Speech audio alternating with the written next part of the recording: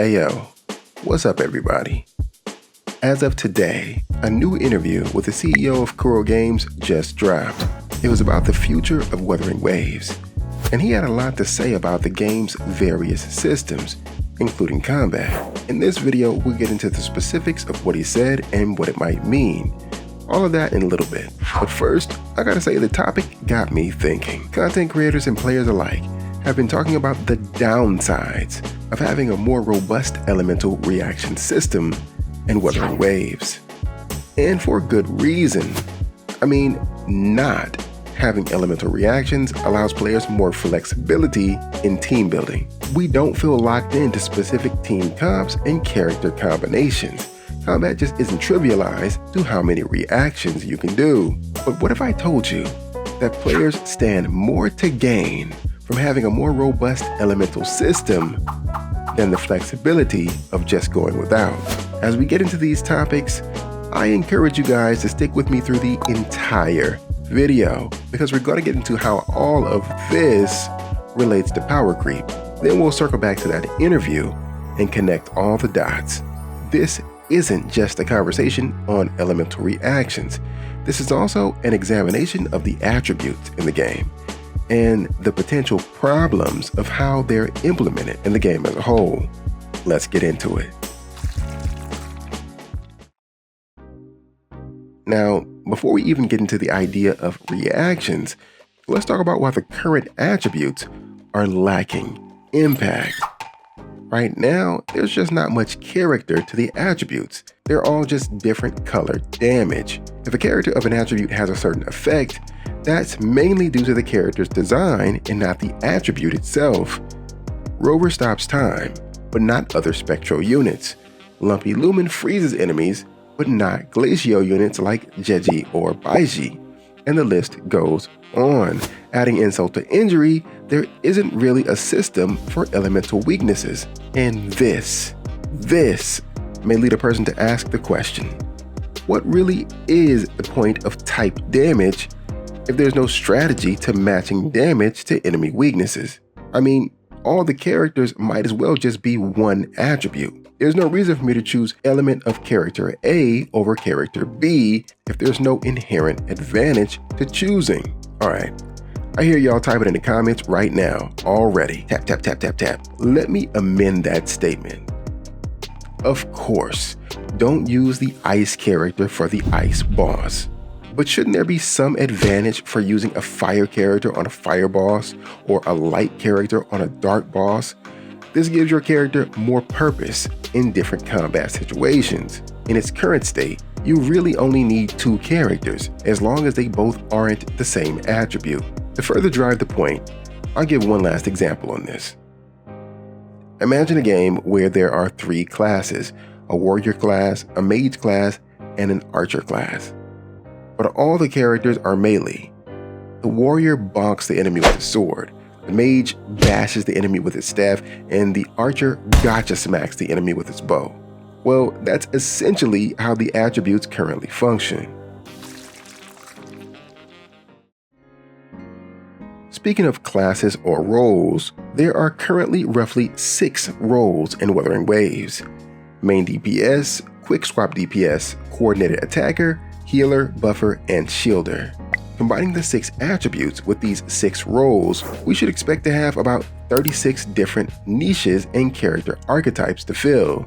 However, right now, that's just not possible. For example, currently there is no specific advantage to a spectral healer over a glacial healer in terms of niche, so it becomes very easy to replace a character. Just use the best one. If a new best healer drops, it immediately lowers the value of all other healers because there's no specialty or niche. This is what we call power creep, when a new character does the exact same thing as an older character, but better. The shallower the niche pool, the easier a character is replaced. If, let's say, these old healers work well with different elements, then it's a different story.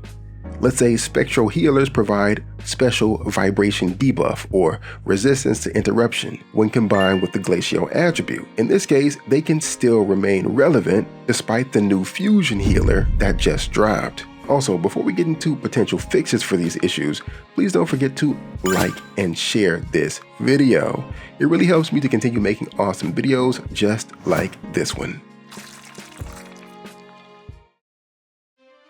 Not having clearly defined attributes or clearly defined enemy weaknesses makes it much easier for characters to be replaced by newer and newer units. In terms of fixing the issue, there are 3 different development paths I see as potential options. However, they all come with their respective challenges and problems. Option 1 is more complicated and niche character kits. The thing is, I don't see this as a great solution, because character kits are already quite complicated. Also, as the patches come and go with these types of games, it's normal for feature creep to present itself in character kit design. So this just exacerbates an already existing issue that kicks the can down the road, because characters are still the main focus, not their attributes. This will result in older characters not being valued as much because they're dated kit design. If the attributes were the subject of change, the characters will get better as newer echoes and newer characters and newer Sonata sets are introduced. Speaking of Sonata sets, I do see potential here. Introducing very niche and specific Sonata sets is a potential option for buffing and distinguishing characters both old and new. It directly challenges power creep, although it does potentially compound other existing issues with the Echo system when it comes to storage, because players are already struggling with what to do with +0 echoes. And when you add more sets on top of this just makes it more difficult to manage their space. Adding enemy weaknesses fixes one side of the problem, because it does give the option of being more strategic by using an enemy's weakness against them. On the other hand, it doesn't exactly address the issue, because again, players are just going to use the better character. The only true way to address the issue is to add more niches by adding reactions to elements or just the elements themselves. However, for those who don't like this issue, you're probably in luck, because it's extraordinarily unlikely to happen due to the game already being out, and altering components of how characters function dips into the realm of legality. And making such alterations might not be legal for this type of game in numerous countries, particularly China. So, as I originally concluded writing this video, that interview I mentioned earlier dropped, and in it, these 2 questions were asked. What are the ambitions for future Resonators, and how will new characters and fighting styles push Wuthering Waves combat forward? Kuro Games CEO Salone responded saying, "We have very clear plans for future Resonators. Stronger interactions with the players and other characters, creating a more ensemble-focused experience, and allowing players to witness their own stories. More connections with the open world. We aim to integrate Resonators with the world as much as possible.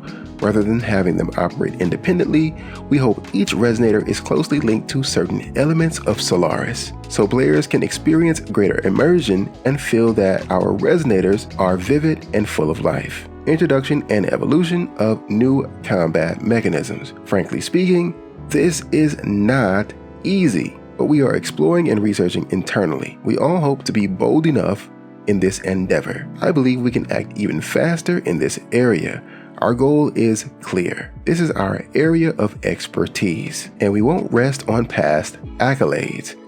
We will continue to bring more freshness to our players, more charming and stunning. From the appearance of Resonators to action design and voice acting, we will pursue higher quality expressions." So from the looks of this interview, it would seem that Kuro Games is fully aware of some of the issues revolving around the game's elemental system and Resonator kit design. The phrases used, such as stronger interactions with players and other characters, creating a more ensemble-focused experience.